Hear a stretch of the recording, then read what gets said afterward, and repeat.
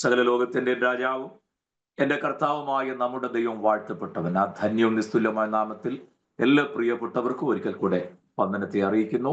കർത്താവ് നമ്മെ അനുഗ്രഹിക്കട്ടെ. പ്രാർത്ഥനയോടെ ക്ലാസ്സിലേക്ക് നമുക്ക് പ്രവേശിക്കാം. കഴിഞ്ഞ ക്ലാസ്സിൽ ഞാൻ പറഞ്ഞ് അവസാനിപ്പിച്ച് നിങ്ങളുടെ ഓർമ്മയിൽ ഉണ്ടാകും എന്ന് ഞാൻ കരുതുന്നു. നമ്മുടെ വാഴ്ത്തപ്പെട്ട കർത്താവിന്റെ അധികാരത്തിന്റെ ശ്രേഷ്ഠത സംബന്ധിച്ച് ചില കാര്യങ്ങൾ ഞാൻ ഓർപ്പിച്ചു. നിങ്ങൾക്ക് അത് ഏറെക്കുറെ ബോധ്യമായിട്ടുണ്ട് ഞാൻ വിശ്വസിക്കുന്നു. ഞാൻ അതിന് ഒന്ന് ബോധ്യപ്പെടുത്താൻ ഒരു സംഭവം കൂടെ പറഞ്ഞാണ് ആ വിഷയം മുന്നോട്ട് കൊണ്ടുപോയത്. പാപിനിയായ സ്ത്രീയെ കല്ലെറിഞ്ഞു കൊല്ലുവാൻ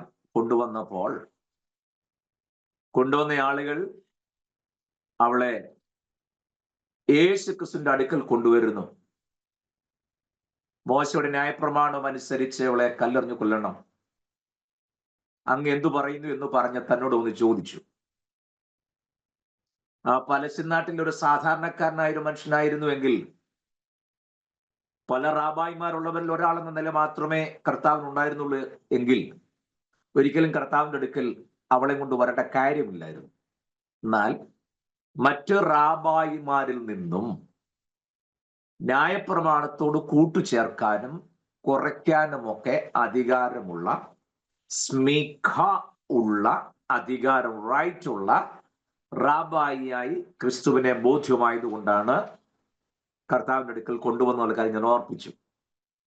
മത്തായിയുടെ സുവിശേഷം 5-ാം അധ്യായത്തിൽ നിന്നും നിരവധി വാക്യങ്ങൾ ഞാൻ ചൂണ്ടിക്കാണിച്ചിരുന്നു. നിങ്ങൾ അതൊക്കെ നോട്ട്സ് പ്രിപ്പയർ ചെയ്തിട്ടുണ്ട് എന്ന് ഞാൻ കരുതുന്നു. ഓരോ കാര്യം പറയുമ്പോഴും കർത്താവ് പറയും, നിങ്ങൾ ഇങ്ങനെ വായിച്ചിട്ടുണ്ടല്ലോ, ഞാനോ നിങ്ങളോട് പറയുന്നു എന്ന് പറഞ്ഞാൽ നിയമത്തോടൽപ്പം ആഡ് ചെയ്തിട്ട് കാണാം. ഒപ്പം പുതിയ ചില കൽപ്പനകൾ കൂടെ ന്യായപ്രമാണത്തിൽ ഇല്ലാത്തത് കൂടെ പുതിയത് കൂടെ ഇംപ്ലിമെന്റ് ചെയ്ത് നിങ്ങൾ ശ്രദ്ധിച്ചിരുന്നോ? 5-ാം അധ്യായം എടുക്കാമോ? മത്തായിയുടെ സുവിശേഷം 44-45 വാക്യങ്ങൾ. 43-44 മത്തായിയുടെ സുവിശേഷം 5-ാം അധ്യായത്തിന്റെ 43-44.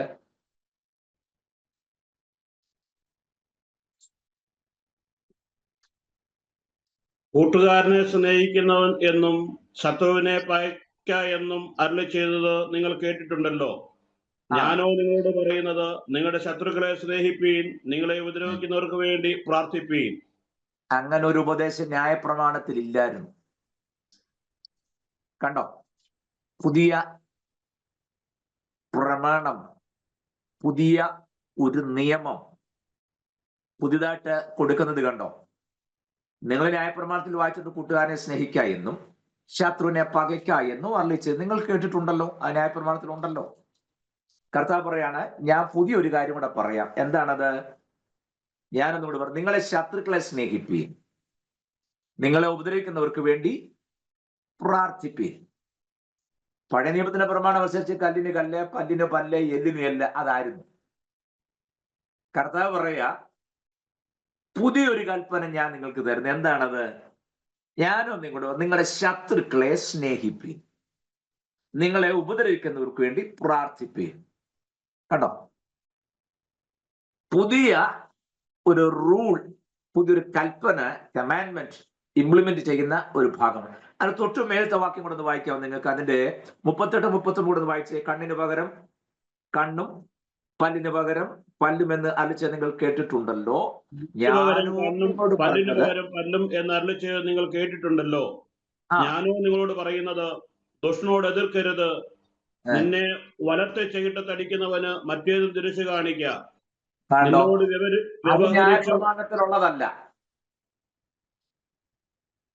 പുതിയൊരു കൽപ്പന. കണ്ടോ? ഞാൻ ഇത്രയും തെളിവായി പറഞ്ഞതിന്റെ കാരണം പരിശുദ്ധാത്മ പ്രേരണയാൽ എഴുതപ്പെട്ട ന്യായപ്രമാണത്തിന്റെ വള്ളിയെങ്കിലും പുള്ളിയെങ്കിലും മാറ്റി കളയാതെ അതിനോട് ആഡ് ചെയ്ത ചിലവിടെ ചേർക്കുമ്പോൾ പുതിയ ചില നിയമങ്ങൾ കൂടെ പകർന്ന് തരാനുള്ള റൈറ്റ് ഉള്ളവനാണ് നമ്മുടെ വാഴ്ത്തപ്പെട്ട കർത്താവ്. അത് നിങ്ങൾ ആ പുതിയ നിയമം പഠിക്കുമ്പോൾ നിങ്ങളുടെ മനസ്സിൽ അത് ഉണ്ടാകണമെന്ന് ഞാൻ പറഞ്ഞു വന്നത്. ഇങ്ങനെയെല്ലാം പറഞ്ഞു കൊടുത്തിട്ടാണ് ശിഷ്യന്മാരോട് ഒടുവിൽ the great commission of Lord Jesus Christ, കർത്താവിന്റെ ഒരു ഗ്രേറ്റ് കമ്മീഷൻ, വലിയ ദൗത്യ ശിഷ്യന്മാരെ പരമേൽപ്പിക്കുമ്പോൾ ഒരു കാര്യം പറഞ്ഞു, സ്വർഗത്തിലും ഭൂമിയിലും സകല അധികാരം എനിക്ക് നൽകപ്പെട്ടിരിക്കുന്നു. What do you mean by that? നമ്മൾ ആ അധികാരമൊക്കെ ഏതൊക്കെ രൂപത്തിൽ ഉപയോഗിക്കുന്നത് ദൈവം തമ്പുരാന് പോലും അറിയത്തില്ല. സ്തോത്രം. സകല അധികാരം നമുക്ക് കിട്ടിയിരിക്കാന്ന് പറഞ്ഞ് നമ്മൾ ചാടുക. ഏതധികാരം, എങ്ങനെയുള്ള അധികാരങ്ങൾ? ഓക്കെ, അത് നമുക്ക് പിന്നീട് പറയാം. നിങ്ങളത് ചിന്തിക്കാൻ പഠിക്കും, ഇവിടെ ചേർത്ത് പഠിക്കണം എന്നേ ഞാൻ ഉദ്ദേശിച്ചുള്ളൂ. ഇനി ഇതിനകത്തൊക്കെ നമുക്കൊരു കാര്യം മനസ്സിലാക്കാൻ പറ്റും. ഉലകത്തിലെ ഏതു നിയമവും ഒരു ദൈവത്തിന് ഇവിടെ തിരുത്താനുള്ള റൈറ്റ് നാം സേവിക്കുന്ന നമ്മുടെ കർത്താവിനുണ്ട്. ഒരു ദൈവവൈതലിന് വേണ്ടി പുതിയൊരു ലോ ഉണ്ടാക്കേണ്ടതായിട്ട് വന്നാൽ അതും ചെയ്തെടുക്കാനുള്ള റൈറ്റ് വാഴ്ത്തപ്പെട്ട കർത്താവിനുണ്ട്. മറക്കരുതത്. മനസ്സിലാകുന്നുണ്ടോ? ഇഹലോകത്തിൽ മനുഷ്യനുണ്ടാക്കിയ ഏത് നിയമത്തെ തിരുത്താനും തന്റെ ഒരു ഭക്തന് വേണ്ടി പുതിയൊരു ലോ ഇംപ്ലിമെന്റ് ചെയ്യണമെങ്കിൽ അത് ചെയ്യാനുമുള്ള റൈറ്റും കൂടെ നമ്മുടെ വാഴ്ത്തപ്പെട്ട കർത്താവിനുണ്ട് എന്നുകൂടെ നാം അറിഞ്ഞിരിക്കണം. അതിന്റെ ആത്മിക പൊരുൾ കൂടെ ഞാൻ പറഞ്ഞതേ ഉള്ളൂ. മനസ്സിലാവുന്നതോടെ ഞാൻ വിശ്വസിക്കുന്നു. ദൈവം നമ്മെ സഹായിക്കട്ടെ. അപ്പോൾ ഞാൻ ഈ പറഞ്ഞു വന്നത്, ഇങ്ങനെയാണ് കർത്താവ് തന്റെ അധികാരം ഒക്കെ തെളിയിച്ചുകൊണ്ട് വരികയാണ്. നമുക്കറിയാം നമ്മുടെ പഠന ലേഖനത്തിലേക്കാണ് പോകേണ്ടത്. പക്ഷെ ആ ലേഖനത്തിലേക്ക് പോകുന്നതിന് മുമ്പ് കുറെ ക്ലാസ്സുകൾ നമുക്ക് പുതിയ നിയമത്തിന്റെ ചില ചിട്ടവട്ടങ്ങളിലേക്കും ഹെബ്രായിക് റൂട്ടിലേക്കൊക്കെ പോയിട്ടേ പോകാൻ പറ്റൂ. ഞാനിപ്പോ ഏതെങ്കിലും ഒരു ലേഖനം എടുത്തിട്ട് അതിന്റെ നാലായിട്ട് തിരിച്ചിരിക്കുന്നു, ഓരോ അധ്യായത്തിൽ ഇന്ന വിഷയം എന്നൊക്കെ പറഞ്ഞു പോയാൽ നല്ല ക്ലാസ് ആണെന്ന് പറഞ്ഞ് നിങ്ങൾ തലയാട്ടി പോയിന്റ് കൊണ്ട് അങ്ങ് പോകും. എനിക്ക് പോയിന്റ് അല്ല വിഷയം. പോയിന്റ് എനിക്ക് വിഷയമേ അല്ല. എന്റെ ഉദ്ദേശം ഇത്രയേ ഉള്ളൂ, ഈ തിരുവെഴുത്തിനെ അതിന്റെ ഉള്ള തനതായ നിലയിൽ നമുക്കറിയാൻ ഒരു ശ്രമം നടത്തണം. അത്രയേ ഉള്ളൂ. ഞാൻ കഴിഞ്ഞ ക്ലാസ്സിൽ ഓർപ്പിച്ചല്ലോ, നമ്മുടെ ക്രൈസ്തവ മണ്ഡലത്തിൽ ആകെ എന്താ പറയാ, ഒരു പുലബന്ധം പോലും ഇല്ലാതെ വ്യാഖ്യാനിച്ചും പഠിപ്പിച്ചും പോയൊരു കാര്യം കഴിഞ്ഞ ക്ലാസ് ഞാൻ പറഞ്ഞത് നിങ്ങൾ ഓർക്കുന്നുണ്ടോ? അത് ഉൽപ്പത്തി 1-ാം അധ്യായം പഠിച്ചു വരുമ്പോൾ കണ്ട ഒരു വലിയ സംഭവം. കൽപ്പന ലംഘിച്ച ആദം ഹവ്വമാരുടെ കർത്താവ് പറഞ്ഞു, തിന്നുന്ന നാളിൽ നീ മരിക്കും. കണ്ടോ? അതിന്റെ വ്യാഖ്യാനം പോയപ്പോൾ ഏതെല്ലാം നിലകളിൽ പോയി. ഒരു കാര്യം മനസ്സിലാക്കുക, ഞാൻ ചോദിക്കുന്നത് ഇത്രയേ ഉള്ളൂ, നാം സേവിക്കുന്ന സർവശക്തനായ നമ്മുടെ ദൈവം ഏതെങ്കിലും ഒരു വാക്കെങ്കിലും പാഴ്വാക്കായി പറയും എന്ന് നിങ്ങൾ ചിന്തിക്കുന്നുണ്ടോ?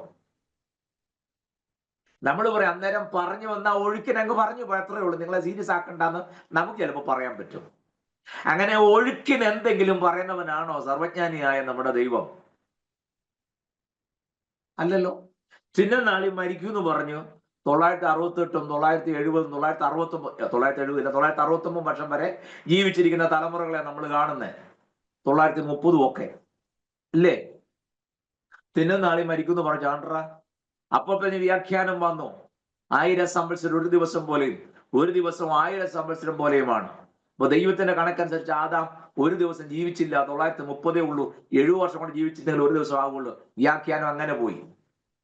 പിന്നത്തെ അടുത്ത വ്യാഖ്യാനം വന്നു, അങ്ങനല്ല, ആത്മീക മരണമാണ് സംഭവിച്ചത്, സ്പിരിച്വൽ ഡെത്ത്. ആത്മാവിന് മരണം ഉണ്ടെങ്കിൽ അവിടെ തന്നെ എല്ലാം പൊളിഞ്ഞു.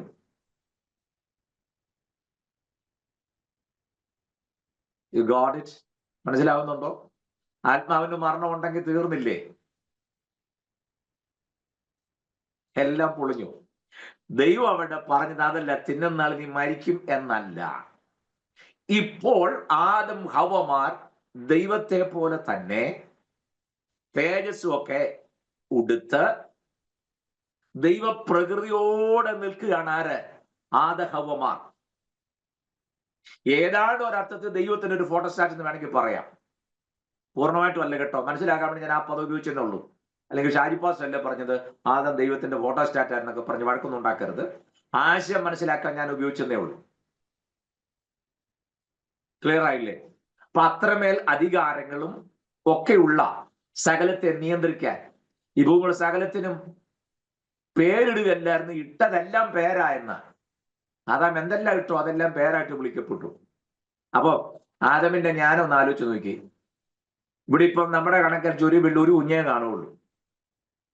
ആ കൊച്ചിന് പേരിടാനായിട്ട് ഗൂഗിൾ മുഴുവൻ തപ്പുന്നു. അറിയാവുന്നവരെല്ലാം വിളിച്ചു ചോദിക്കുന്നു, ഇന്ന അക്ഷരം വെച്ച് നല്ലൊരു പേര് വേണമെന്ന് പറയണേ. പലരോട് ചോദിച്ചു, നമ്മൾ ഇതിന്റെ പേര് ഉണ്ടാക്കി നോക്കുന്നു. ഗൂഗിളിനകത്ത് കയറി ബോയ്സ് നെയിം, ഗേൾസ് നെയിം എന്നൊക്കെ പറഞ്ഞ് കാണിച്ച് 12,000 പേരെല്ലാം സെർച്ച് ചെയ്യുന്നു. എന്നിട്ട് ഒരു പേരും കറക്റ്റായിട്ട് വരുന്നില്ല. ശരിയല്ലേ? പേരിടുക എന്നുള്ള എളുപ്പമുള്ള കാര്യമല്ല, പ്രത്യേകിച്ചും ഹെബ്രായിക് ബാക്ക്ഗ്രൗണ്ടിൽ. അതെന്താ? ഹെബ്രായിക് ഭാഷയിൽ ഒരു വലിയ പ്രശ്നം, നൗൺസ് ഫോം ചെയ്യുന്നത് വേർബിൽ നിന്നാണ്. ക്ലിയർ ആയോ? ക്രിയാപദത്തിൽ നിന്നാണ് നാമപദം രൂപപ്പെട്ടു വരുന്നത്. വെറുതെ ഒരാൾക്ക് പേരിടുകയല്ല. നമ്മുടെ നാട്ടിൽ എന്തെല്ലാം ആ പേരുമായിട്ട് വല്ല ബന്ധമുണ്ടോ ആളുടെ സ്വഭാവത്തിന്? ശാന്തമെന്ന് പേരുണ്ടോ? ഒന്ന് വർത്താനം പറഞ്ഞ് നോക്കണം, ശാന്തമാണോ അല്ലയോ എന്നുള്ളത്. ശരിയല്ലേ? സൗമ്യ എന്ന് പേരുണ്ട്. ആ സൗമ്യ ഇതൊന്ന് അറിയണം എന്റെ പൊന്നോ. സുന്ദരൻ എന്ന് പേര്, ആളെ നോക്കിക്കേ. ശരിയല്ലേ? ഞാൻ ഉദാഹരണമായിട്ട് പറഞ്ഞത് മാത്രമേ ഉള്ളൂ. സന്തോഷം എന്നാ പേര്, മുഖത്തോട് നോക്കിയാവോ ചിരിയിലൊന്നുമില്ല, ഭയങ്കര ഗൗരവം. പേര് സന്തോഷ് അല്ലേ? ജോയ് എന്ന പേര് എപ്പോഴെങ്കിലും ചിരിച്ചു കണ്ടിട്ടുണ്ടോ? അപ്പൊ നമുക്ക് എങ്ങനെ വേലും പേരിടാം. ഹെബ്രായ ഭാഷയുടെ ഒരു പ്രശ്നം അങ്ങനെയല്ല, വേർബിൽ നിന്നാണ് നൗൺസ് ഫോം ചെയ്യുന്നത്. അപ്പൊ ആ പേര് പോലെ ആയിരിക്കും ആ വ്യക്തിയുടെ ക്യാരക്ടറും. അപ്പൊ ആദാം പേരിട്ടെന്ന് പറഞ്ഞാൽ ചെറിയ കാര്യമല്ല. ഞാൻ നമ്മുടെ ക്ലാസ്സിന്റെ തുടക്കത്തിൽ പറഞ്ഞിരുന്നല്ലോ, നമ്മൾ തെറ്റായി പലപ്പോഴും വ്യാഖ്യാനിച്ചു പോകുന്ന ഒരു പേരാണല്ലോ യാക്കോബ്. യാക്കോബ് എന്ന വാക്കിന്റെ അർത്ഥം ഉബായി. നമ്മൾ പഠിച്ചു വെച്ചിരിക്കുക. ആരാ അങ്ങനെ പറയുന്നത് ചോദിച്ചാ പിന്നെ എങ്ങനെ ആ പേരിന്റെ അർത്ഥം? ആരാണ്ട് പറഞ്ഞു യാക്കോബ് എന്ന് പറഞ്ഞ ഉബായി എന്നാണ്. ആ, നിന്റെ പേര് ഞാൻ ഇസ്രായേൽ എന്നാക്കും, അർത്ഥം ദൈവത്തിന്റെ പ്രഭു. ആര് പറഞ്ഞു ഇസ്രായേൽ എന്ന് പറഞ്ഞാൽ ദൈവത്തിന്റെ പ്രഭു എന്നാണെന്ന്? എന്ന് പറഞ്ഞപ്പോൾ അങ്ങനാണല്ലോ. യാക്കോബ് എന്ന് പറഞ്ഞാൽ പിന്നെ ഉബായി, ചരിവൻ, കളിപ്പിരികാരൻ. നോ, ഞാൻ നമ്മുടെ പ്രാരംഭ ക്ലാസ്സിൽ യാക്കോബിന്റെ വാക്കിന്റെ അർത്ഥം പറഞ്ഞാൽ നിങ്ങളുടെ ഓർമ്മയെ കാണും. ആരെങ്കിലും പുതുതായിട്ട് ചോദിച്ചിട്ടുണ്ടെങ്കിൽ അവർക്ക് വേണ്ടി മാത്രമാണ്. നേരത്തെ ദേവദാസന്മാർക്ക് ആർക്കും വിഷമം തോന്നരുത്, പുള്ളി എന്നും തന്നെ ഇത് തന്നെ പറഞ്ഞുകൊണ്ടിരിക്കുകയാണോ? അല്ല, പുതുതായിട്ട് ചിലരോടൊക്കെ ചോദിച്ചോട്ടെ, അവർക്കൂടെ കിട്ടാൻ വേണ്ടി ഞാൻ പറഞ്ഞത് മാത്രമേ ഉള്ളൂ. യാക്കോബ് എന്ന വാക്കിന്റെ അർത്ഥം അങ്ങനല്ല.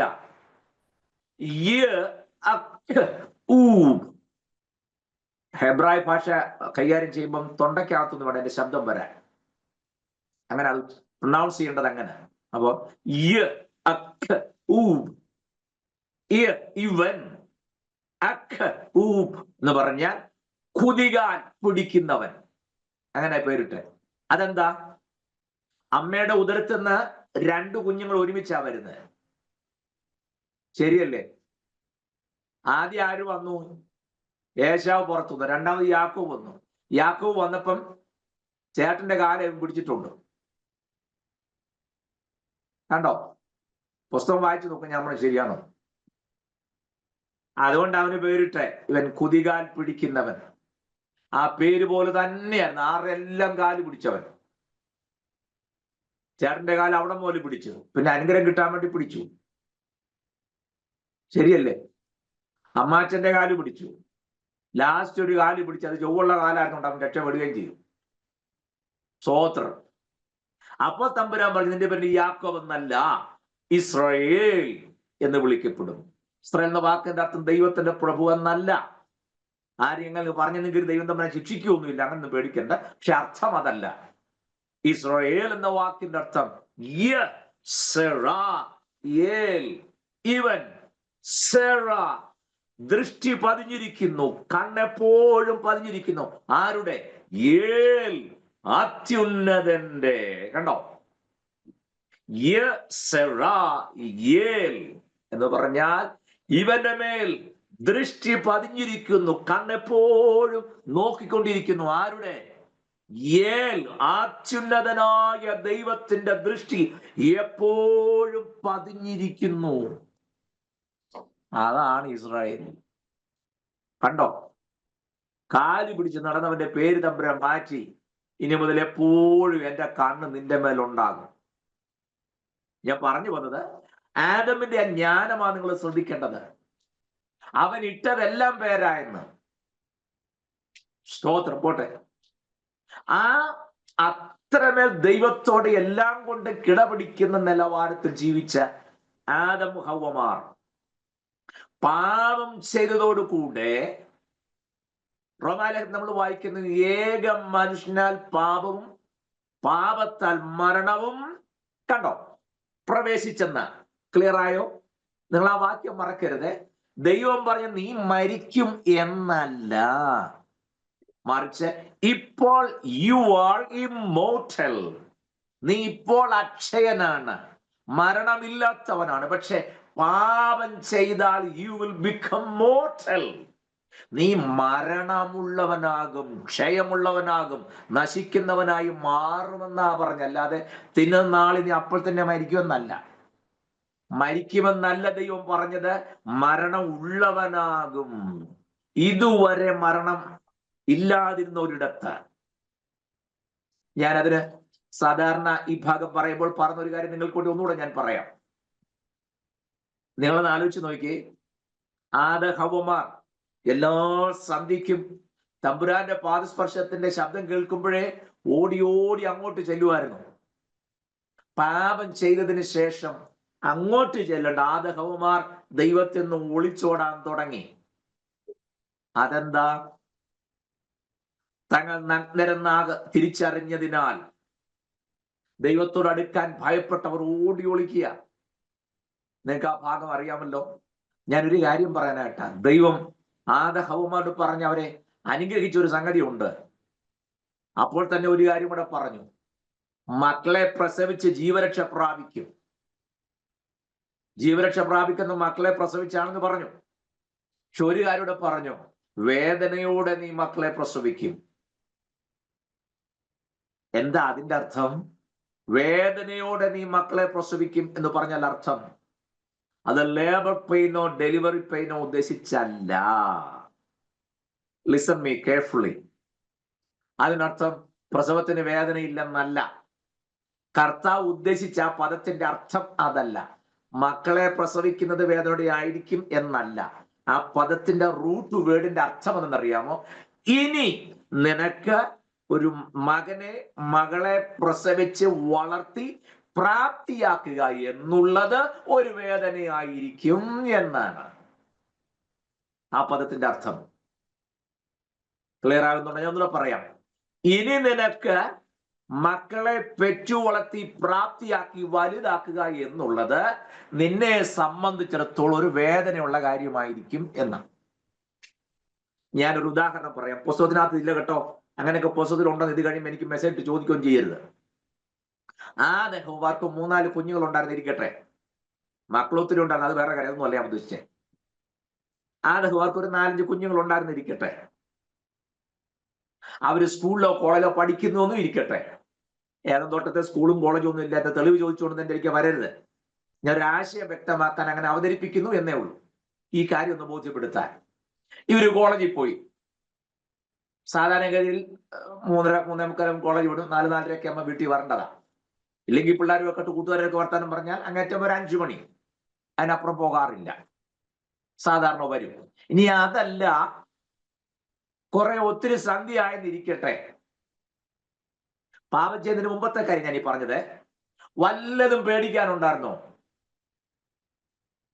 ഹവ്വാരുടെ കുഞ്ഞുങ്ങൾ കോളേജിൽ പോയിട്ട് വരാൻ വൈകി. പേടിക്കേണ്ട വല്ല കാര്യമുണ്ടോ?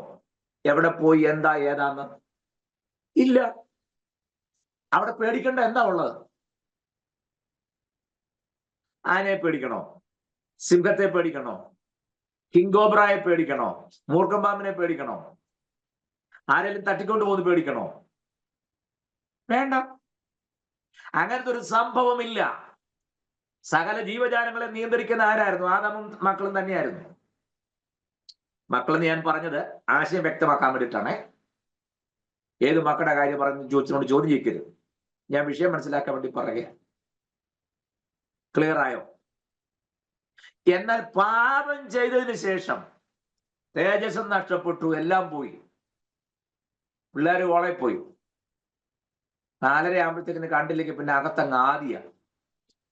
അതെന്താ? ഇനി പേടിക്കാനുള്ള പലതും ഈ തോട്ടത്തിനകത്ത് കയറിയിട്ടുണ്ട്. അത് തന്നെ കാരണം.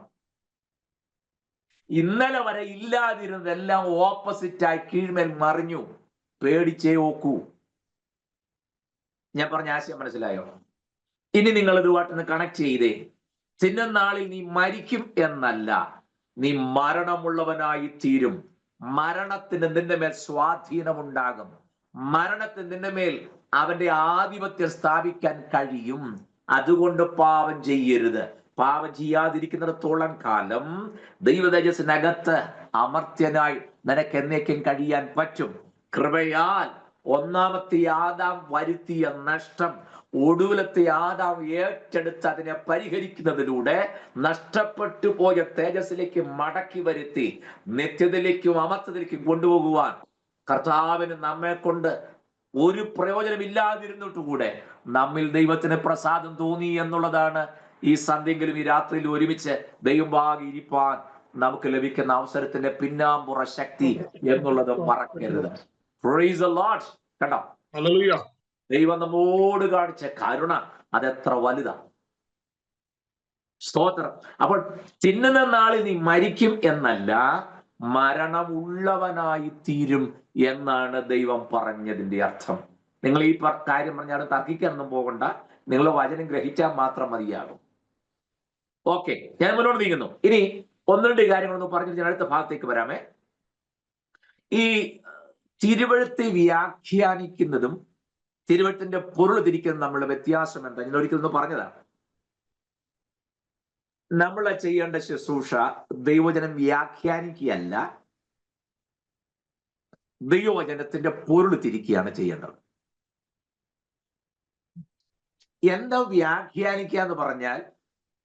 വ്യാഖ്യാനിക്കുക എന്ന് പറഞ്ഞാൽ വായിക്കുമ്പോൾ നമുക്ക് ലഭിക്കുന്ന ചില ആശയങ്ങൾ പറയുന്നതിനാണ് വ്യാഖ്യാനിക്കുക എന്ന് പറഞ്ഞത്. കർത്താവ് ഒരിക്കൽ പോലും അത് ആരെയും പ്രോത്സാഹിപ്പിച്ചിട്ടില്ല. That is absolutely wrong. വായിക്കുമ്പോൾ നമുക്ക് പലതും തോന്നും. നമുക്ക് തോന്നും തിരുവഴുത്തുമായി യാതൊരു ബന്ധവും കാണുകയില്ല. ഞാൻ പണ്ടൊക്കെ കേട്ടിട്ടുണ്ട് ഈ നല്ല ശമര്യക്കാരന്റെ കഥ പറയുമ്പോൾ. നമുക്ക് എല്ലാവർക്കും അറിയാവുന്ന ഭാഗമാണല്ലോ. ഒരു മനുഷ്യൻ യെരൂശലേമിൽ നിന്ന് എരിഹോവിലേക്ക് പോയി, അല്ലേ? വഴിമധ്യേ കള്ളന്മാരുടെ കയ്യിൽപ്പെട്ടു. അവർ ഉപദ്രവിച്ച് മുറിവേൽപ്പിച്ചു. ഉണ്ടാകുന്നെല്ലാം കവർ ചെയ്തുകൊണ്ട് പോയി. പുരോഹിതം വന്നു, ലേവ്യം വന്നു, ആരും മൈൻഡ് ചെയ്തില്ല. അവസാനം ഒരു ശമര്യക്കാരൻ വന്നു. അവൻ തന്റെ വാഹനമുഖത്തും താഴെ ഇറങ്ങി ഇവനെ കോരിയെടുത്ത് പിന്നെ മുറിവെല്ലാം കഴുകി വൃത്തിയാക്കി എണ്ണയെല്ലാം തേച്ച് വീഞ്ഞും ഒക്കെ കൊടുത്ത് തന്റെ വാഹനത്തിൽ കയറ്റി ഒരു വഴിയമ്പലത്തിൽ കൊണ്ടുവന്നാക്കി. പിറ്റേ ദിവസം പുറപ്പെടാൻ നേരത്തെ 2 വെള്ളിക്കാശ് എടുത്ത് വഴിയമ്പലക്കാരന് കൊടുത്തു. നീ ഇവന് ശുശ്രൂഷ ചെയ്യണം, അധികം വല്ലതും ചെലവിട്ടാൽ മടങ്ങി വരുമ്പോൾ തന്നുകൊള്ളാം. അതിന് ഈ 2 വെള്ളിക്കാശ് എന്ന് പറഞ്ഞു, ഒന്ന് പഴയ നിയമം ഒന്ന് പുതിയ നിയമമാണെന്നൊക്കെ പറഞ്ഞ് വ്യാഖ്യാനിക്കുന്നത് ഞാൻ കേട്ടിട്ടുണ്ട്. വേദോസുമായിട്ട് വല്ല ബന്ധമുണ്ടോ അതിന്? ഒന്ന് പഴയ നിയമം ഒന്ന് പുതിയ നിയമമാണെന്ന് ഈ 2 വെള്ളിക്കാശ്. അങ്ങനെ വ്യാഖ്യാനിക്കരുത്. മനസ്സിലാവുന്നുണ്ടോ? പെട്ടെന്ന് നമുക്ക് എല്ലാവർക്കും അറിയാവുന്ന ഒരു കാര്യം പറഞ്ഞ് പെട്ടെന്ന് പിടികിട്ടും. ഞാൻ മുൻപ് പറഞ്ഞിട്ടുള്ളതാണ്. മുമ്പ് പറഞ്ഞ പോലെ ഈ ക്ലാസ്സിൽ ഈ ദിവസങ്ങളിൽ ജോയിൻ ചെയ്തവർക്ക് വേണ്ടി കിട്ടാൻ വേണ്ടിയിട്ട് മാത്രം അത് പറയുന്നത്. പഴയ ആൾക്കാർ ഒന്നുകൂടെ കേട്ടിരുന്നു, കുഴപ്പമൊന്നുമില്ല. വചനമല്ലേ, വേറെ നമ്മൾ ലോകത്തിന്റെ കഥകളൊന്നും പറയല്ലോ. മനോരമയിലെ കഥയൊന്നും നമ്മൾ പറയല്ല. വേദോസിലെ കാര്യം ആയതുകൊണ്ട് ഒന്നുകൂടെ കേൾക്കുന്നതുകൊണ്ടും കുഴപ്പമില്ല. നമുക്കറിയാം ഈ ലൂക്കോസ് 15-ാം അധ്യായത്തിൽ 3 നഷ്ടങ്ങളാണല്ലോ, അല്ലേ? 100 ആടിൽ ഒരെണ്ണം നഷ്ടപ്പെട്ടു പോയി, 10 ദ്രഹ്മയിൽ 1 നഷ്ടപ്പെട്ടു, മൂന്നാമത്തത് എന്താണ്? 2 മക്കളിൽ ഇളയവൻ നഷ്ടപ്പെടും. ഇത് 3 മടക്ക് ലഭിക്കുന്ന കാര്യം അത് വാസ്തവത്തിൽ വളരെ ഡീപ്പായി പഠിക്കേണ്ട ഒരു സബ്ജക്റ്റും കൂടെ കേട്ടോ. ത്രിലോക വീണ്ടെടുപ്പിന്റെ ഒരു ചിത്രമാണ്. 100 ആടിൽ 1 കാണാതെ പോയി, മൃഗലോകത്തിന്റെ വീണ്ടെടുപ്പ്. 10 ദ്രഹ്മയിൽ 1 കാണാതെ പോയി, മാറ്റർ വേൾഡ്, അതിനുകൊണ്ട് വീണ്ടെടുപ്പ്. ഭൂമിക്കും വീണ്ടെടുപ്പ് ഉണ്ടല്ലോ. ഹ്യൂമൻ വേൾഡിന്റെ വീണ്ടെടുപ്പാണ്. 2 മക്കളിൽ 1 നഷ്ടപ്പെട്ടു, അപ്പൻ അതിനെ തിരികെ കൊണ്ടുവന്നു. ഞാൻ അവിടെ ഒന്നും പറയാനായിട്ടല്ല. അപ്പോൾ ഇളയ മകൻ അപ്പനോട് എനിക്ക് വസ്തുവകൾ വരേണ്ടതെല്ലാം തരണമെന്ന് പറഞ്ഞു. അതെല്ലാം വാങ്ങിച്ചിട്ട് ദൂരദേശത്തേക്ക് പോയി. എന്റെ ഈ മകൻ മടങ്ങി വരുമ്പോൾ അപ്പം പറയുന്നുണ്ട്, എന്റെ ഈ മകൻ മരിച്ചവനായിരുന്നു, കാണാതെ പോയിരുന്നു, കണ്ടുകിട്ടിയിരുന്നു എന്നൊക്കെ പറഞ്ഞ് സ്വീകരിക്കുന്ന രംഗമൊക്കെ നമുക്കറിയാം. എന്താ കർത്താവ് ഇവിടെ ഇത് പറയാൻ കാര്യം? അത് ലൂക്കോസ് 15 ഒന്നുമുള്ള വാക്യം വായിക്കുമ്പോൾ അറിയാം. ഇത് കേൾക്കുന്ന ഓഡിയൻസ് ആരാണെന്നുള്ളത് ശ്രദ്ധിക്കണം. കേൾക്കുന്ന ഓഡിയൻസ് ആരാണെന്നുള്ളത് നമ്മൾ ശ്രദ്ധിക്കണം. അതറിഞ്ഞു വേണം നമ്മൾ വ്യാഖ്യാനിക്കാൻ. വ്യാഖ്യാനിക്കല്ല, അതിന്റെ പൊരുൾ തിരിക്കാൻ. ന്യായശാസ്ത്രന്മാരും പരീശന്മാരും ഒക്കെ കർത്താവിന് കുറ്റം പറഞ്ഞ ഒരു രംഗം ആ ഭാഗത്ത് കാണണം. പോട്ടെ, ഞാൻ അതും പറയുന്നില്ല, എനിക്ക് അടുത്ത പോലിലേക്ക് പറഞ്ഞ സമയം പോകുന്നല്ലോ. എന്താണ് ഈ ഉപമയുടെ പൊരുള്? കർത്താവ് ഇത് പറയാൻ കാരണം എന്താ? അതിന്റെ പൊരുള് വസ്തുവക എന്ന് വരേണ്ടതെല്ലാം ഇളയ മകൻ വാങ്ങിച്ച് ദൂരദേശത്ത് പോയതെല്ലാം നശിപ്പിച്ച് എല്ലാം നഷ്ടപ്പെട്ടതിന് ശേഷം ഒടുവിൽ തന്റെ അപ്പന്റെ ഭാഗത്തെ കുറിച്ച് ചിന്തയുള്ളവനായി മടങ്ങി വരികയാണ്. എന്താണ് അതിന്റെ യഥാർത്ഥ പിക്ചർ? പറയാം. ആവർത്തന പുസ്തകം 21 18 വാക്യങ്ങൾ വായിക്കാമോ? ആവർത്തന പുസ്തകം 21:18 മുതൽ.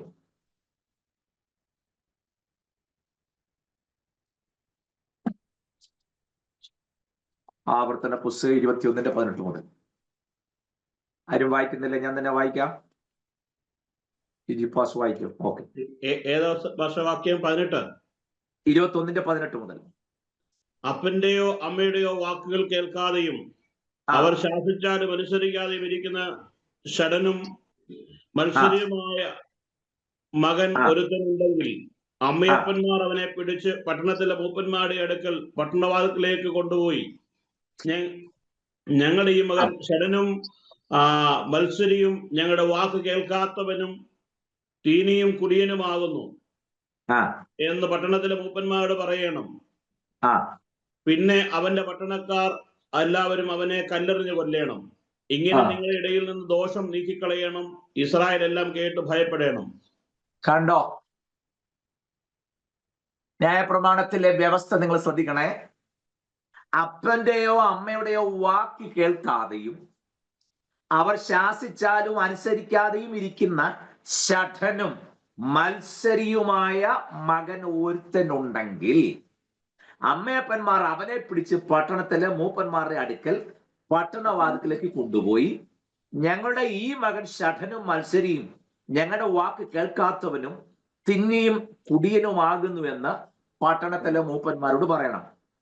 പിന്നെ അവന്റെ പട്ടണക്കാർ ഇങ്ങനെ എല്ലാവരും അവനെ കല്ലെറിഞ്ഞു കൊല്ലണം. ഇങ്ങനെ നിങ്ങളുടെ ഇന്ന് ദോഷം നീക്കിക്കളയണം. ഇസ്രായേലെല്ലാം കേട്ട് ഭയപ്പെടണം. കണ്ടോ?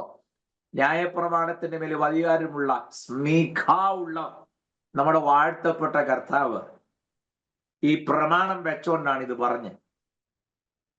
അപ്പോൾ ആ ഭാഗം വായിക്കുമ്പോൾ ആവർത്തനം 21:18 കണക്ട് ചെയ്യണം. അതിനെന്തോ ചെയ്യണം? ഞാൻ ചെയ്യാറില്ല, ഇനി നിങ്ങൾക്ക് ചെയ്യണമെന്നുണ്ടെങ്കിൽ ആ പാരാഗ്രാഫിന്റെ അവിടെ ചെറിയ അക്ഷരത്തിൽ ആവർത്തനം 21:18 നോട്ട് ചെയ്തേക്കണം. വായിച്ചു വരുമ്പോൾ പെട്ടെന്ന് ഓർക്കാൻ എളുപ്പമുണ്ട്. ഇല്ലാന്നുണ്ടെങ്കിൽ ഒരു നോട്ട്ബുക്കിനകത്ത് എഴുതുന്നതാണ് ഏറ്റവും നല്ലത്. ഞാൻ എന്റെ പുസ്തകത്തിൽ ഇന്ന് വരെ പേന തൊട്ടിട്ടില്ല. ഞാൻ സ്റ്റഡി ചെയ്യുന്നവർക്ക് വേണ്ടി പെട്ടെന്ന് ഒരു ഷോർട്ട് അങ്ങ് പറഞ്ഞെന്ന് മാത്രമേ ഉള്ളൂ. അപ്പൊ ഇതുമായിട്ട് കാണിച്ചിട്ടുണ്ട്. കണ്ടോ? നിയമം അനുസരിച്ച് എന്താണ്? അപ്പന്റെയും അമ്മയുടെ വാക്ക് കേൾക്കാതെ അവ ശാസിച്ചാലും അനുസരിക്കാതിരിക്കുന്ന ഷഠനും മത്സരിയുമായ മകൻ എന്തു ചെയ്യണമെന്ന് അവനെ പിടിച്ച പട്ടണ മൂപ്പന്റെ അടുക്കൽ കൊണ്ടുപോയി, ഞങ്ങളുടെ ഈ മകൻ, ആ പദങ്ങളൊന്നും വിടരുത്, ഞങ്ങളുടെ ഈ മകൻ ഷഠനും മത്സരിയുമാകുന്നു. അപ്പനോദന പറഞ്ഞു, എന്റെ ഈ മകൻ. കണ്ടോ? ക്ലിയർ ആയോ? ചുമ്മാ വെറുതെ സ്വാഭാവികമായിട്ട് പറഞ്ഞു പോയതല്ല, കറക്റ്റായിട്ട് അത് അവതരിപ്പിച്ചത്. ഞാൻ പറഞ്ഞ ആശയം ഇത്രയേ ഉള്ളൂ. നമ്മൾ തിരുവഴുത്ത് വ്യാഖ്യാനിക്കുക എന്ന് പറഞ്ഞാൽ വായിക്കുമ്പോൾ നമ്മുടെ ഉള്ളിൽ തോന്നുന്ന ചിന്തകൾ പറയുന്നതാണ് വ്യാഖ്യാനിക്കുക എന്ന് പറഞ്ഞാൽ. നമുക്ക് ആവശ്യം വ്യാഖ്യാനമല്ല, മറിച്ച് അതിന്റെ പൊരുൾ തിരിക്കണം. വായിച്ചപ്പോൾ ഞാൻ ഉദ്ദേശിക്കുന്നത് നമ്മുടെ ഇലുമിനേഷനെ കുറിച്ചോ ഇൻസ്പിറേഷനെ കുറിച്ചോ ഒന്നും അല്ല കേട്ടോ, തെറ്റിദ്ധരിക്കരുത്. വചനം വായിക്കുമ്പോൾ നമുക്ക് ലഭിക്കുന്ന ഒരു പ്രകാശനമുണ്ട്, അത് ദൈവം നമ്മോട് സംസാരിക്കുക. അതിനാണല്ലോ നമ്മൾ ദൂത് എന്ന് പറയുന്നത്, വചനത്തിനകത്ത് ദൂത് പറയാന്ന് പറഞ്ഞത്. ഞാൻ അതിനെ ഒന്നും ഖണ്ഡിച്ചുകൊണ്ടല്ല, നിങ്ങൾ തെറ്റിദ്ധരിക്കരുത്. ക്ലിയർ ആവുന്നുണ്ടോ? ആ ദൂതൊക്കെ നിങ്ങൾ പറഞ്ഞു, പക്ഷെ വചനത്തിന്റെ പൊരുൾ തിരിക്കുക എന്നുള്ള കാര്യം നമ്മൾ ഒരിക്കലും വിട്ടുകളയരുതെന്നാണ് ഞാൻ പറഞ്ഞതിന്റെ അർത്ഥം. അപ്പോൾ അത് വളരെ ശ്രദ്ധയോടെ നമ്മൾ കൈകാര്യം ചെയ്യണം.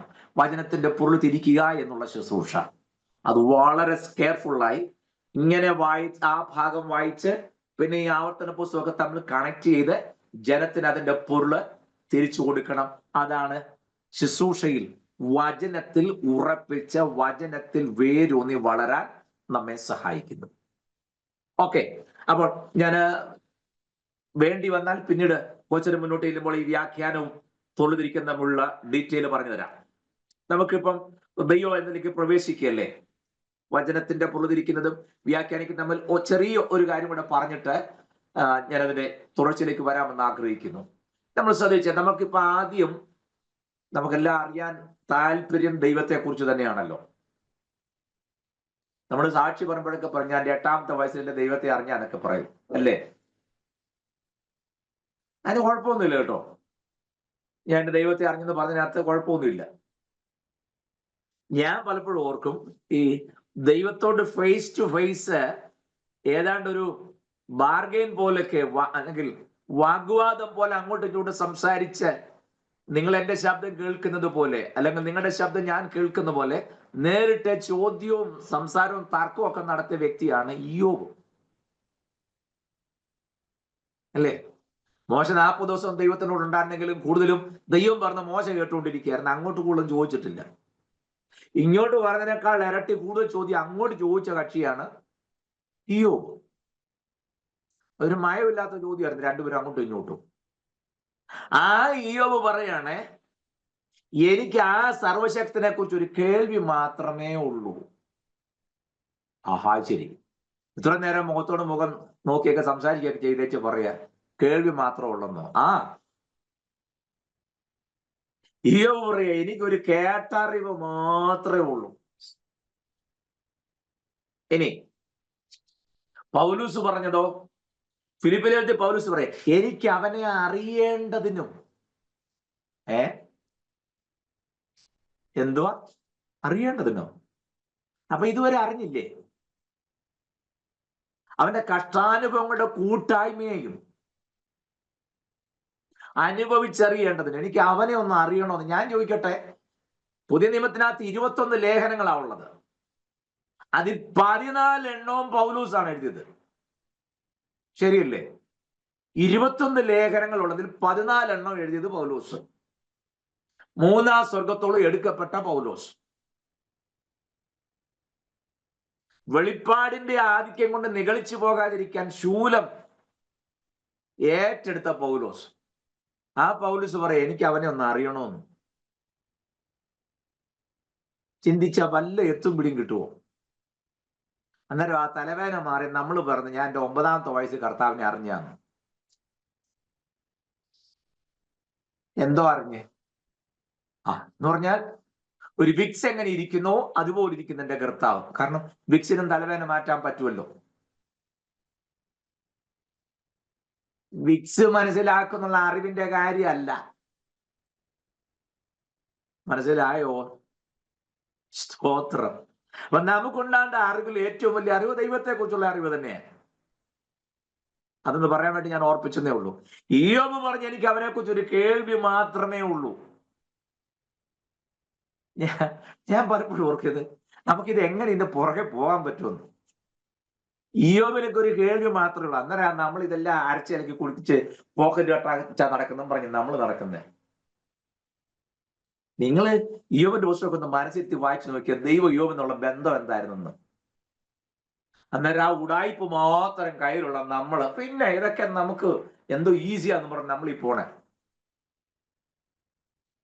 ഈ 2 ഭാഗം ചിന്തിക്കുമ്പം ചില സമയത്ത് ഒരു എത്തുപിടിയും കിട്ടാത്ത പോലെ നിന്ന് പോയിട്ടുണ്ട്. ഇയ്യോബിന് കേൾവി മാത്രമേ ഉള്ളൂ. ഇത്രയെല്ലാം ഈ എക്സ്പീരിയൻസ് ഉള്ള പൗലൂസ് പറയുന്നത് എനിക്ക് അവനെ ഒന്ന് അറിയണമെന്ന്. ഞാൻ ചോദിക്കട്ടെ, നിങ്ങൾക്ക് അതിന്റെ ക്ലിക്ക് പിടികിട്ടണോ? അധികാരപത്രവും വാങ്ങി സഭയെ എന്നേക്കുമായി നശിപ്പിച്ച് കളയാൻ ശീഘ്രഗതി പോവുകയാണ് പൗലൂസ്. അപ്പോൾ ശൗലാണ്, പൗലൂസ് ആയിട്ടില്ല. ആ പേരിനെ കുറിച്ച് നിങ്ങളിപ്പം ആകുലപ്പെടേണ്ട, അത് ഞാൻ പിന്നെ പറഞ്ഞുതരാം. ശൗലായാലും പൗലൂസ് ആയാലും നമ്മുടെ വിഷയം അതല്ല. അധികാരപത്രം വാങ്ങി പോവല്ലേ.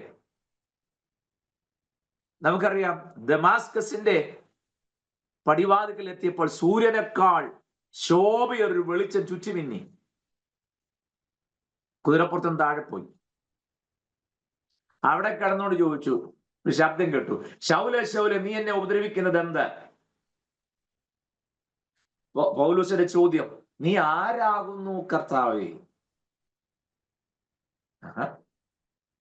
അതൊന്നായി നിങ്ങൾ ഇരിക്കും, കർത്താവാണെന്ന് അറിയാമെങ്കിൽ പിന്നെ നീ ആരാന്ന് നിന്നെ ചോദിച്ചെന്ന്. കർത്താവ് എന്നത് അദോനായി എന്ന ഗ്രീക്ക് പദം ഉപയോഗിച്ച് അദോനായി. അതിന്റെ അർത്ഥം എന്താ? പ്രഭു അങ്ങാരാകുന്നു, യജമാനനെ അങ്ങ് ആരാകുന്നു എന്നാ ചോദിച്ചേ. കർത്താവിന്റെ മറുപടി, നീ ഉപദ്രവിക്കുന്ന നസ്രയനായ യേശു. കർത്താവ് കൊടുത്ത മറുപടി അതല്ലേ, നീ ഉപദ്രവിക്കുന്ന നസ്രായനായ യേശു. ഉടനെ പൗലോസ് പറഞ്ഞു, ആഹാ, ആ യേശുവായിരുന്നു, എനിക്ക് ഇപ്പൊ പിടികിട്ടി കേട്ടോ. പിന്നെ 33 വയസ്സ് തൂക്കിക്കൊന്നേ, യൂദാ ഉച്ചി കൊടുക്കുകയൊക്കെ ചെയ്ത് ആ കക്ഷിയാണോ? പിന്നെ എനിക്കറിയാം. പിന്നെ നിന്റെ പുറകെ ഇറങ്ങിയ ആൾക്കാർ മുഴുവൻ നശിപ്പിക്കാനല്ല ഞാൻ ഈ ഓട്ടമല്ല ഓടുന്നത്. ഇത് വല്ലതും പൗലൂസ് പറഞ്ഞോ? നീ ആരാകുന്നു കർത്താവേ? മറുപടി, നസ്രയനായ യേശു. മനസ്സിലായെന്ന് പറഞ്ഞോ? എനിക്ക് ഇപ്പൊ അറിയാമെന്ന് പറഞ്ഞോ? നിങ്ങൾ എന്നെ ശ്രദ്ധിക്കണം, ഞാൻ പറയാൻ അടുത്ത വാക്ക് നിങ്ങൾ ശ്രദ്ധിക്കണം. അറിയാമെന്ന് എപ്പോഴാ പറഞ്ഞെന്നറിയാമോ? ഈ 14 ലേഖനങ്ങളിൽ ഏറ്റവും ഒടുവിൽ എഴുതി തീർക്കുന്ന ലേഖനം തിമോഥെയോസിന് എഴുതിയ 2-ാമത്തെ ലേഖനമാണ്. ഒടുവിലത്തെ അധ്യായത്തിലേക്ക് വന്നപ്പോൾ പൗലൂസ് പറയാ, ഞാൻ ആരെ വിശ്വസിക്കുന്നു എന്ന് ഞാൻ അറിയുന്നു. 1-ാം അധ്യായത്തിന്റെ 12-ാമത് വാക്യം. 2-ാമത്തെ ലേഖനം അത് എഴുതി കഴിഞ്ഞു. പൗലൂസ് കാരാഗൃഹത്തിൽ കിടന്ന് ആ ലേഖനം എഴുതുന്നത് നമുക്ക് ചിന്തിക്കുന്നതിനേക്കാൾ അപ്പുറമാണ്. പൗലൂസ് അവിടെ കിടന്ന ആ കാരാഗൃഹത്തിന് ഒന്ന് കാല് നിവർത്തി കിടക്കാനുള്ള സ്പേസ് ഇല്ല, നിവർന്ന് നിൽക്കാനുള്ള ഹൈറ്റ് ഇല്ല. അത്രമേൽ കഠിനമായ ശാരീരിക ക്ലേശം അനുഭവിച്ചാണ് പൗലൂസ് കാരാഗൃഹത്തിൽ കിടക്കുന്നത്. പോരെങ്കിൽ കാവൽക്കാരുണ്ട്, കയ്യിലും കാലിലും ഒക്കെ ചങ്ങല കിടക്കുകയല്ലേ. ആ ചങ്ങല ഇട്ടുകൊണ്ടാണ് പൗലൂസ് ഈ ലേഖനം എഴുതുന്നത്. അവസാന ഭാഗം വന്നപ്പോ പൗലൂസ് എഴുതി, ഞാൻ നല്ല പോർ പൊരുതു, ഓട്ടം തികച്ചു, വിശ്വാസം കാത്തു. ഇത്ര എഴുതുമ്പോ ഈ പൗലൂസ് ഇങ്ങനെ എഴുതിക്കൊണ്ടിരിക്കുമ്പോഴൊക്കെ ഉണ്ടല്ലോ, ഈ കയ്യെ കിടക്കുന്ന ചങ്ങലെ പിടിച്ച് വെളിയിൽ നിൽക്കുന്ന പട്ടാളക്കാർ വലിക്കും. പൗലൂസിന്റെ എഴുത്തൊക്കെ തെറ്റിക്കാൻ വേണ്ടി പട്ടാളക്കാർ മനഃപൂർവ്വം ചെയ്യുന്ന. അങ്ങനെ വലിക്കുമ്പോ എഴുതുന്നെല്ലാം തെറ്റിപ്പോവും. പൗലൂസിന് ഒരു വൈരാഗ്യം തോന്നിയില്ല. ഇങ്ങനെ ചരിഞ്ഞവരെ നോക്കും, ഒന്ന് ചിരിക്കും. എന്നിട്ട് പൗലൂസ് പറഞ്ഞു, എന്റെ കരങ്ങൾക്ക് ബന്ധനമുണ്ട്, സുവിശേഷത്തിനോ ബന്ധനമില്ല. Praise the lord. അല്ല, എന്റെ കയ്യെ പിടിച്ച് നീ വലിക്കണം, നീയൊക്കെ അനുഭവിക്കണമെന്നല്ല പറഞ്ഞത്. എന്റെ കരങ്ങൾക്ക് സഹോദരങ്ങളെ ബന്ധനമുള്ളൂ, സുവിശേഷത്തിനോ ബന്ധനമില്ല എന്ന് ഉറക്കെ പ്രഖ്യാപിച്ചു. പൗലൂസ് പറയാ, ഞാൻ നല്ല പോർ പൊരുതു, ഓട്ടം തികച്ച് വിശ്വാസം കാത്തു. ഇനി എന്താണ് എഴുതുന്നറിയാൻ കഴിയാതെ ഇങ്ങനെ ധ്യാനത്തോടെ ഇരിക്കുമ്പോഴാണ് ആ റോമൻ ഗവൺമെന്റ് കാരാഗൃഹത്തിലേക്ക് ഒരു കിരീടം ഇറങ്ങി വരുന്ന കാഴ്ച പൗലൂസ് കണ്ടു. ആ കിരീടം കണ്ടുകൊണ്ടാണ് അടുത്ത വാചകം എഴുതിയത്, ഇനി നീതൊരു കിരീടം എനിക്കായി വെച്ചിരിക്കുന്നു, അതെനിക്ക് മാത്രമല്ല അവന്റെ പ്രത്യക്ഷതയിൽ പ്രിയം വെച്ചിരിക്കുന്ന ഏവർക്കും കൂടെ. കണ്ടോ? പിന്നെ ആ ലേഖനമൊക്കെ എഴുതി തീർക്കുന്ന രംഗം എത്ര ശ്രേഷ്ഠമാണ്. ഞാൻ പറഞ്ഞതേ, കുതിരപ്പുറത്തുനിന്ന് താഴെ വീണ കക്ഷി അവിടെ കടന്നുകൊണ്ട് ചോദിച്ചു, നീ ആരാകുന്നുവെന്ന്. നസറനായ യേശു എന്ന് പറഞ്ഞപ്പോൾ എനിക്കറിയാം, എനിക്ക് മനസ്സിലായി എന്ന് പറഞ്ഞില്ല. അവിടെ മുതൽ യേശു ആരാണെന്ന് അറിയാനുള്ള ഓട്ടത്തിലായിരുന്നു പൗലോസ്. ദീർഘവർഷങ്ങൾ എനിക്ക് ക്രിസ്തുവിനെ നേടേണ്ടതിനും എനിക്ക് അവനെ അറിയേണ്ടതിനും അവന്റെ കഷ്ടാനുഭവങ്ങളുടെ കൂട്ടായ്മയെയും അവന്റെ പുനരുദ്ധാനത്തിന്റെ ശക്തിയെയും അനുഭവിച്ചറിയേണ്ടതിനും അതിനുവേണ്ടി ഞാൻ മുമ്പിലുള്ളതിനെ ആഞ്ഞുകൊണ്ട് പിമ്പിലുള്ളതിനെ എല്ലാം വിട്ടുകളഞ്ഞ് സകലം ചവറ എന്ന് എണ്ണി ലാക്കിലേക്ക് ഞാൻ ഓടുന്നതേ ഉള്ളൂ. പോലീസ് പറയാ കണ്ടോ, അറിയാമെന്ന് പറഞ്ഞത് ഏതാണ്ട് എനിക്ക് പിടികിട്ടിയെന്ന് പറയുന്നത് തിമോഥെയോസ് 2-ാമത്തെ ലേഖനം എഴുതുമ്പോൾ പറയാ, ഞാൻ ആരെ വിശ്വസിക്കുന്നു എന്ന് ഞാൻ അറിയുന്നു. നോക്കൂ, ദമാസ്കസിന്റെ പടിവാതിൽ മുതൽ ജീവിതത്തിന്റെ അവസാന നിമിഷം വരെയും യേശു ആരാണെന്ന് അറിയാനുള്ള ഓട്ടത്തിലായിരുന്നു പൗലോസ്. മനസ്സിലായോ? ദമാസ്കസിന്റെ പടിവാതിൽക്ക് വെച്ച് തുടങ്ങിയതാ. അവൾ കുതിരപ്പുറത്ത് താഴെ വീണ ആ നിമിഷം മുതൽ തനിക്ക് ലഭിച്ച ആ അനുഭവത്തിൽ വെളുത്തിന് ചുറ്റി മിന്നി എന്താണെന്ന് പിടികിട്ടില്ല. പാട്ടുകാരും പാടി തോർക്കുന്നുണ്ടോ? സൂര്യനെ വെല്ലും ശോഭയാൽ എൻ്റെ മനസ്സം മോദിപ്പിച്ചു, ദാസനെ വിളിച്ചു മേശയിലിരുത്തി, പുത്രനെ പോൽ വളർത്തി, മേലാൽ ഞാനൊരടിമയല്ല. കണ്ടോ, സൂര്യനെ വെല്ലും ശോഭയാൽ എൻ്റെ മാനസം മോദിപ്പിച്ചു. പൗലോസ് താഴെ വീണ് ദൈവശബ്ദം കേട്ട നിമിഷം മുതൽ ഒറ്റ ചോദ്യമേ ചോദിച്ചുള്ളൂ, നീ ആരാകുന്നു? മറുപടി, നസ്രായനായ യേശു. എനിക്ക് മനസ്സിലായെന്ന് പറഞ്ഞില്ല, എനിക്ക് അറിയാമെന്നും പറഞ്ഞില്ല. അവിടെ മുതൽ ഈ ശബ്ദത്തിന്റെ ഉടമയായ ക്രിസ്തു നസ്രായൻ ആരാണെന്ന് അറിയാനുള്ള ഓട്ടം ഓടി ഓടി ഓടി ഓടി ഓട്ടം തികയ്ക്കുന്ന സമയം ഫിനിഷിംഗ് പോയിന്റ് അടുത്തപ്പോൾ പറഞ്ഞു, ഞാൻ ആരെ വിശ്വസിക്കുന്നു എന്ന് എനിക്ക് ഇപ്പോഴറിയാം. അതിനുമുമ്പ് എപ്പോഴെങ്കിലും പറഞ്ഞു എനിക്കറിയാവുന്ന എന്ന് പറഞ്ഞാൽ ഒരു പുരുഷായുസ് മുഴുവനും വേണ്ടി വന്നു യേശു ആരാണെന്നറിയാൻ. മനസ്സിലായോ? സ്തോത്രം. അപ്പൊ ദിനംതോറും ഓരോ ദിവസം കഴിയും തോറും നമ്മൾ കർത്താവ് ആരാണെന്ന് അറിയാം. അതെങ്ങനെ അറിയണം? അനുഭവിച്ചറിയണം, രുചിച്ചറിയണം, കൂടെ നടന്നറിയണം, കണ്ടറിയണം, കേട്ടറിയണം, വായിച്ചറിയണം. സ്തോത്രം. കൂടെ നടന്നറിയാൻ പറ്റിയ രക്ഷപ്പെട്ടു. അറിയാവുന്നൊക്കെ പറഞ്ഞായിരുന്നു. എല്ലാരും അറിയാവുന്നല്ലേ പറഞ്ഞു. ആണ്ടെ യോർദാനിലെ സ്നാനത്തിലേക്ക് വന്നപ്പോൾ എല്ലാരും സ്നാനപ്പെടാൻ വന്നപ്പം യോഹന്നാൻ വിളിച്ചു, സർപ്പസന്ധികളെ വരുവാണല്ലോ, കോപത്ത് ഒഴിഞ്ഞു പോകാൻ നിങ്ങളെ ഉപദേശിച്ചു ആരെന്നൊക്കെ പറഞ്ഞു ചൂടായ കക്ഷി. നസ്രായ വരുന്ന കണ്ടപ്പോൾ തലമുക്കി നോക്കി, ആരാണെന്ന് പിടികിട്ടിയല്ലേ? യെസ്, പിടികിട്ടി. വെള്ളത്തിൽ മുക്കി സ്നാനമേൽപ്പിച്ചു. പരിശുദ്ധാത്മാവ് പ്രാവ് എന്ന പോലെ തന്റെ മേൽ ഇറങ്ങുന്ന കാഴ്ച എല്ലാരും കണ്ടു.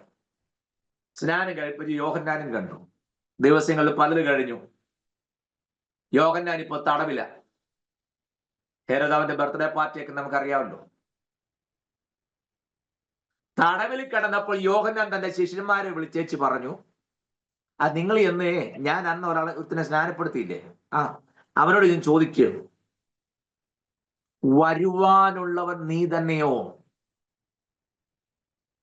Are you the one whom we are looking for?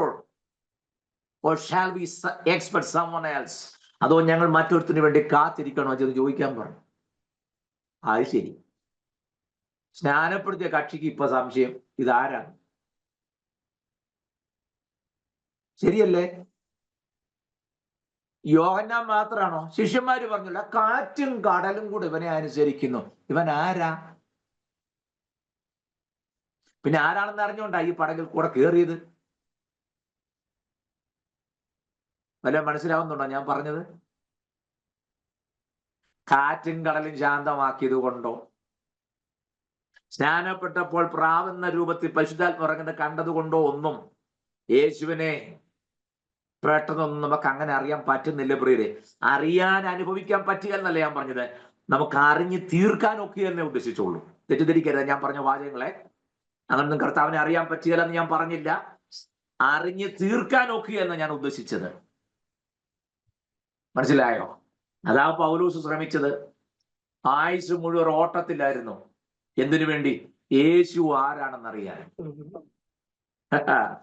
അനുഭവിച്ചവരും അറിഞ്ഞവരും ഒക്കെ ഉണ്ട്, അല്ലേ? ഇന്ന് ലോകം കണ്ട, മലയാളക്കരെ കണ്ട കമ്മ്യൂണിസ്റ്റുകാരുടെ ഏറ്റവും ധീരനായ ഒരു സഖാവ് ലോകം വിട്ടുപോയി. ഇന്ന് അദ്ദേഹത്തിന്റെ അടക്കമായിരുന്നല്ലോ. VS അച്യുതാനന്ദൻ എന്ന കേരളത്തിന്റെ ആദരനായ മുൻ മുഖ്യമന്ത്രി, അല്ലേ? സ്തോത്രം. ലോകമെല്ലാം അറിഞ്ഞു. ഇംഗുല വിളിക്കുന്നവർ ലക്കം പറഞ്ഞു, ഇല്ല ഇല്ല മരിക്കുന്നില്ല, ജീവിക്കുന്നു ഞങ്ങളിലൂടെ. മീഡിയാസ് തുറന്നാൽ അത് മാത്രമേ കാണാനുണ്ടായിരുന്നുള്ളൂ. നമ്മുടെ സഖാവ് അങ്ങനല്ല.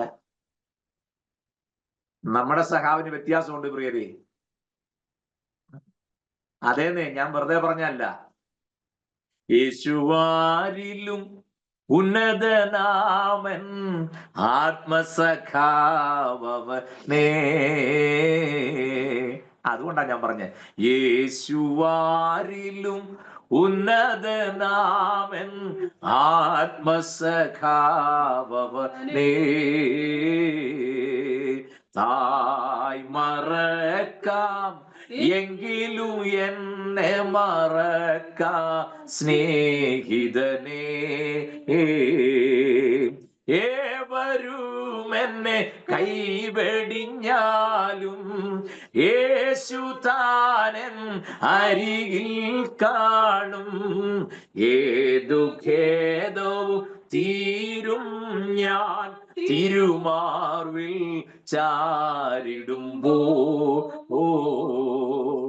ഏതു ഖേദവും തീരും ഞാൻ തിരുമാർവിൽ ചാരിടുമ്പോൾ. യേശുവാരിലും ഉന്നതനാമൻ ആത്മസഖാവനേ. തായ് മറക്ക എങ്കിലും എന്നെ മറക്ക സ്നേഹിതനേ. Praise the Lord. കണ്ടോ, ശിഷ്യന്മാർക്ക് ഇവൻ ആരാണെന്ന് അറിയാൻ വയ്യാതിരിക്കെ, സ്തോത്രം, യോഹന്നാൻ സ്നാപകൻ സംശയിച്ച് ചോദിച്ചു, വരുവാനുള്ളവൻ നീ തന്നെയോ അതോ ഞങ്ങൾ മറ്റൊരുത്തിനു വേണ്ടി കാത്തിരിക്കണമേ? നോക്കി, പൗലോസ് പോലും ഒരു പുരുഷാഴ്ച മുഴുവൻ വേണ്ടി വന്നു യേശു ആരാണെന്ന് അറിയാൻ. ആ കർത്താവിനെ അനുഭവിച്ചറിയാൻ ഓരോ നിമിഷവും. സ്തോത്രം. ഞാൻ പലപ്പോഴും പറയാറുണ്ട്, ഈ ശിഷ്യനായി യോഹന്നാൻ, സ്നാപക യോഹന്നാനല്ല, ശിഷ്യനായി യോഹന്നാൻ എപ്പ സമയം കിട്ടിയാലും മാറി ചാരി ഇരിക്കുള്ളായിരുന്നു. ശരിയല്ലേ? ആ മാറിച്ചാരി ഇരിക്കുമ്പോഴും ഏത് മാർവില്ല ചാരിയെന്ന് വല്ല ബോധം ഉണ്ടായിരുന്നു? ഇല്ല. അതുകൊണ്ടല്ലേ ഒറിജിനൽ രൂപം ഭാവം കണ്ടപ്പോ യോഹന്നാൻ വിവശതയിലായിപ്പോയി. വെളിപ്പാട് 1, 2 അധ്യായം വായിക്കുന്നു. 1-ാം അധ്യായത്തിൽ 2-3 അധ്യായം സഭകൾക്കുള്ള ദൂതല്ലേ. 1-ാം അധ്യായത്തിൽ അല്ലെ, 7 പൊന്നില വിളക്കുകളുള്ളിൽ നിലയങ്കി ധരിച്ചും 7 നക്ഷത്രം വലം കൈയിലും മാർവിൽ പൊൻകച്ച പൂണ്ടും വായിൽ ഇരുമുന വാളും അഗ്നിജ്വാല പോലെ കണ്ണുമുള്ള മാനവ മകനെ. കണ്ടോ, യൂസുഫ് യൗസഫ് എന്ന വിദ്വാൻ കുട്ടിയെ ചെന്ന ബ്രാഹ്മണൻ പാടി വെച്ച വരികൾ കണ്ടോ? 7 പൊന്നില വിളക്കുകളുള്ളിൽ നിലയങ്കി ധരിച്ചും 7 നക്ഷത്രം വലം കൈയിലും മാർവിൽ പൊൻകച്ച പൂണ്ടും വായിലിരുമുന വാളും അഗ്നിജ്വാല പോലെ കണ്ണുമുള്ള മാനവ മകനെ സ്തുതിപ്പിൻ സ്തുതിപ്പിൻ യേശുദേവനെ. കണ്ടോ, ആ മാർവില യോഹന്നാൻ പോയി ചാരി ഇരുന്ന്, ഒന്നും അറിഞ്ഞോണ്ടല്ല. ഇടത്തും വലത്ത് ഇരുത്തണമെന്നൊക്കെ പറഞ്ഞ് വാശി പിടിച്ചപ്പോഴൊന്നും മാറി ചാരി ഇരുന്നവർക്ക് പോലും പിടികിട്ടിയില്ല. കൃപയാൽ ആ കർത്താവ്, പൗലോസ് പറയാണ്, ആ ക്രിസ്തു, മഹത്വത്തിന്റെ പ്രത്യാശയായ ക്രിസ്തു നിങ്ങളിൽ ഇരിക്കുന്നു എന്നുള്ളത് തന്നെ. ഓ എന്റെ പൊന്നോ, അതൊക്കെ എന്തോ വെളിപ്പാടാ. ഇൻ യു, നിന്റെ അകത്തിരിക്കുന്നത് ആര്? ഇവരൊക്കെ ആരാണെന്ന് അറിയാൻ ശ്രമിച്ച ക്രിസ്തു. ഒരു നിലയും വിലയും ശേഷിയും പ്രാപ്തിയും ഇല്ലാത്ത, ഒന്നിനും കൊള്ളാത്ത നമ്മുടെ അകത്തിരിക്കുന്ന പൗലോസ് പറയാ, ആ ക്രിസ്തു, മഹത്വത്തിന്റെ പ്രത്യാശ ക്രിസ്തു നിങ്ങളിൽ ഇരിക്കുന്നു എന്നുള്ളത് തന്നെ. സമയം മുന്നോട്ട് നീങ്ങുന്ന എനിക്ക് മനസ്സിലായി, ഞാൻ അവസാനിപ്പിക്കാം. അടുത്ത ക്ലാസ്സിൽ ദൈവം ആരാണ്, അഥവാ ദൈവത്തെ കുറിച്ച് അറിയാൻ ശ്രമിക്കുമ്പോൾ നമ്മൾ മനസ്സിലാക്കേണ്ട ഒരു കാര്യം,